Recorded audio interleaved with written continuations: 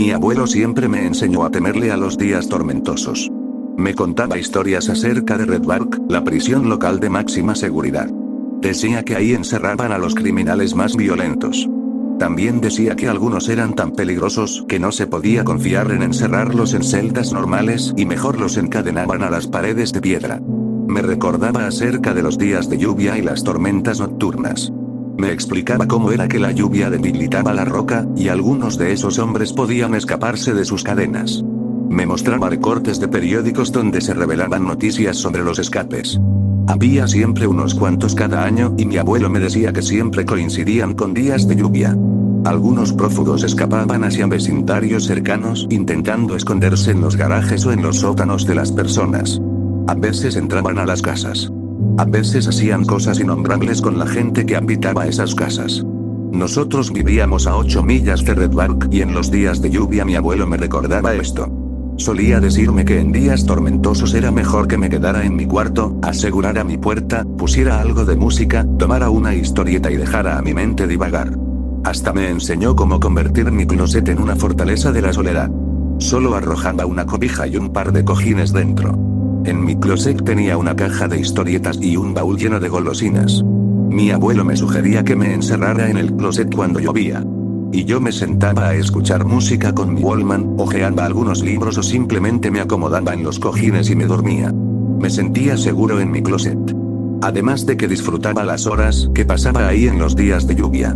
Solía advertirme que cuando escapaban, los convictos de Red Bark generalmente lastimaban a la gente que se topaban en su escape.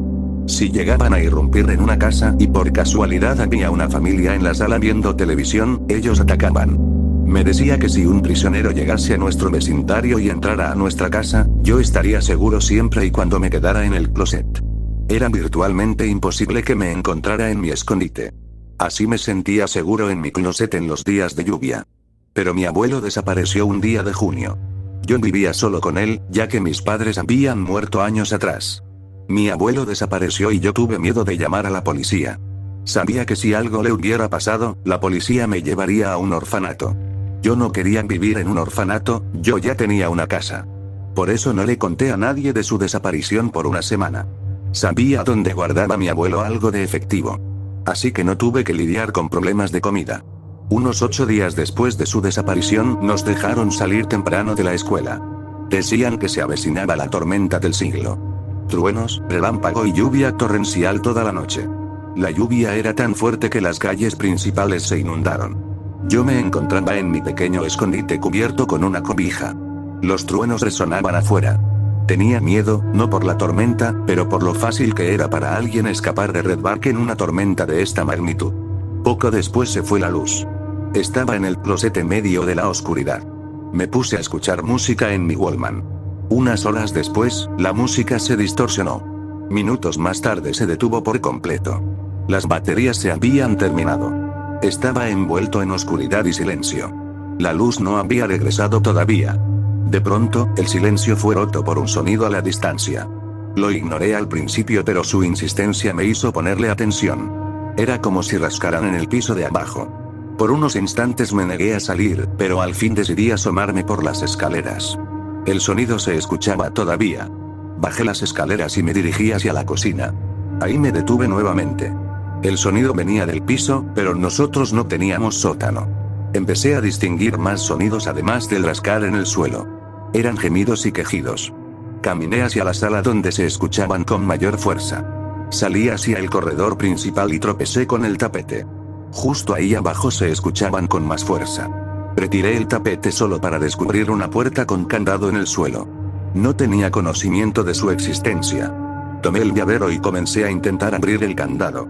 Escuché voces calladas, no entendía lo que decían. Pero golpeaban fuertemente la puerta. Por favor, ayuda. Que alguien nos saque de aquí. Eso sí lo entendí. Rápidamente abrí la puerta y la peor peste que he conocido golpeó mi nariz. Inmediatamente escuché llantos de mujeres y la voz de un hombre llorando. Gracias, gracias al cielo. Eso fue lo que escuché mientras otro imploraba por agua para beber. Los días que siguieron fueron un torbellino de cosas. La policía, los medios y los chismosos rodearon la casa. Nuestro pequeño pueblo de Arizona no había visto semejante cosa. Las noticias de un asesino serial enervaron a la población. La prensa estaba implacable. La policía tenía millones de preguntas. ¿En dónde se encuentra tu abuelo? Yo no sabía nada, les dije. ¿Sabías lo que hacía? ¿Le ayudabas a ocultar su secreto? No, yo no le ayudé con nada. Debiste haberlo hecho. No, no hice nada. Debiste ayudarle. Un hombre de su edad no hubiera podido excavar en la arcilla dura de Arizona por sí mismo. Ahí fue cuando lo entendí todo. Lluvia, les dije. Los policías me vieron con curiosidad. ¿Qué dijiste? Me preguntó un oficial. Lluvia. Él esperaba la lluvia.